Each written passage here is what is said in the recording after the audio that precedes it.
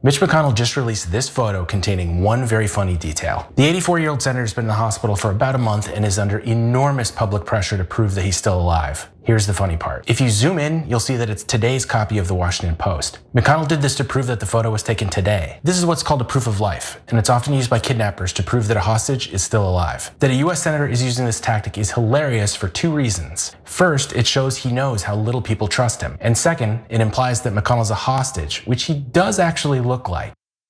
So that's former TYT investigative reporter Ken Klippenstein. Check him out on Substack. So is Mitch McConnell alive or dead? Is that photo completely fake? Some Republicans think so, let alone Democrats. Yaz, tell us all about it. Yeah, so Mitch McConnell appears to be alive, and that word appears is doing a lot of work. It's doing a lot of heavy lifting. So over the weekend, a photo of McConnell and his wife, Elaine Chao, was released to the public along with a 600-word statement that was allegedly written by McConnell himself. So in the photo, he was holding a newspaper with Sunday's date on it. It said July, the 12th. He was sitting upright, looking healthier than we have honestly seen him look in years, okay? Even his forehead wrinkles were completely gone, so we're very happy for him there. But this comes nearly a month after McConnell was reportedly taken from his home to a hospital by ambulance, and the public has had very little indication of his health since then, apart from testimonies from people like Scott Jennings on CNN, who most people do not find to be very credible, as it would seem.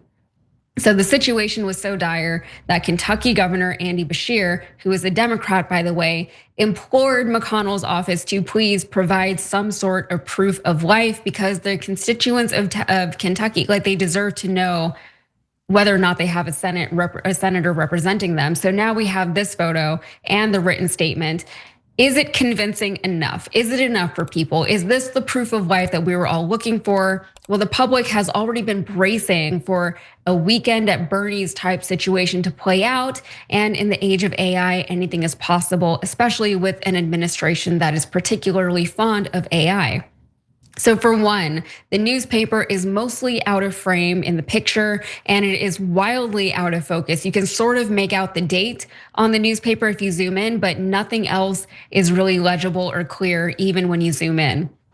Also, early reports said that McConnell had suffered from cardiac arrest, and in his statement, he specified that he did not have a, quote, heart attack or a stroke. And cardiac arrest is very different from a heart attack. They are not the same thing, and cardiac arrest is significantly worse.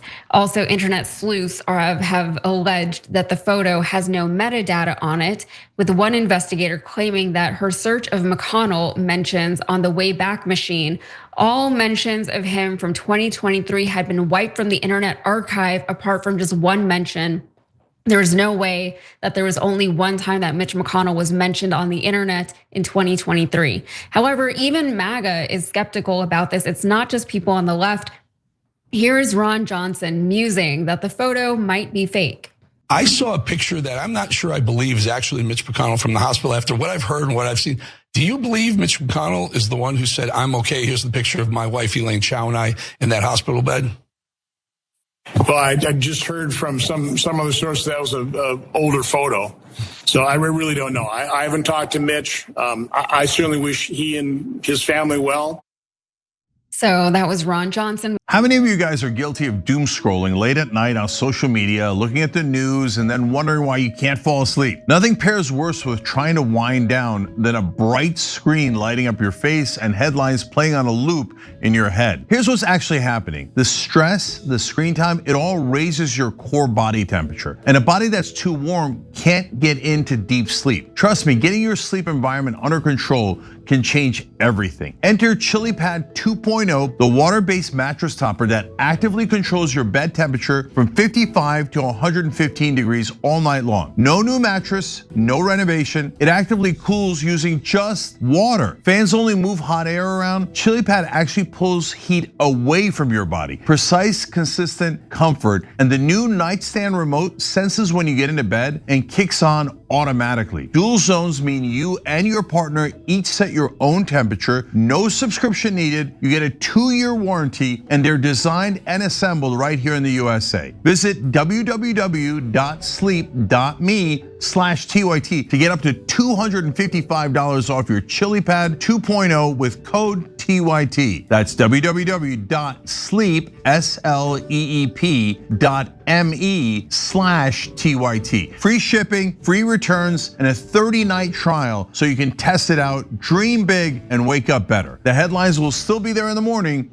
You might as well wake up ready for them. We also have Laura Loomer expressing doubt. She posted this to X. She wondered, how come Mitch McConnell's staff won't release a video of him? A photo could have been taken at any time. I call BS. The American people aren't stupid. She also expressed doubt that McConnell wrote that 600-word statement, and she wondered why there was no IV or anything like that connected to him to continuously monitor his health if he is supposed to still be in recovery. So others in MAGA world are also wondering why they can't just release a video of the senator speaking. But I don't know if that would even be very convincing right now, because even that can be accused of being a deep fake or something like that. So Cenk, it's kind of hard. It's a difficult position that we're in, both as the American public and I imagine for Mitch McConnell, because what could he possibly do or release that would convince the American people that he's not dead? This is a weird time for us. Yeah, no, there's one thing that's very easy to release to convince us he's not dead: a video, right?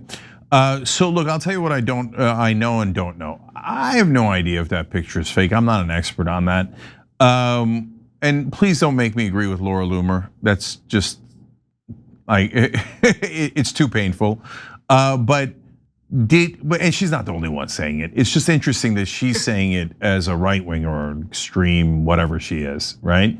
And Ron Johnson, a Republican senator, saying it was kind of amazing, although he's sometimes a bit of a loose cannon.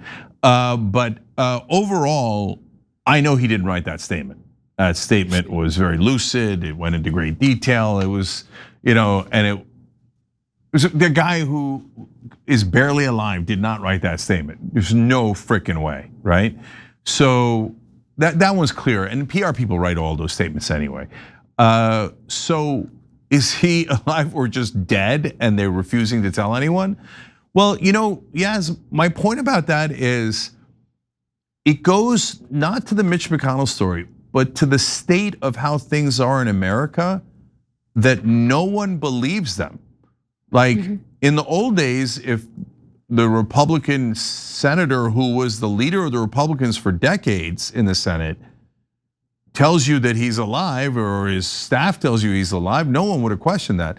Now our belief and faith in the institutions are so degraded, both the left and the right are going, no, I don't believe you. I think you might be such grotesque liars that you're telling us that he's alive and fine when he's actually brain dead or literally dead. And no, we don't believe you at all. And so I think that's super telling of where we are as a society and a government.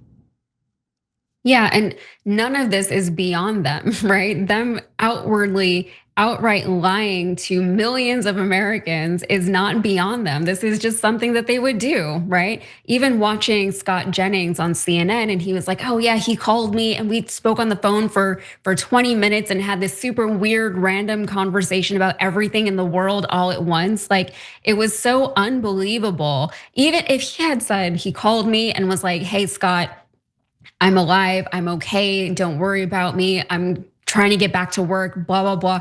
That would, you'd be like, okay, that sounds like something of a normal conversation someone might have with someone who is in a hospital bed. But the conversation, it was just so ridiculous. The lies are not good. For people who lie as much as they do, they're somehow just still not good at it.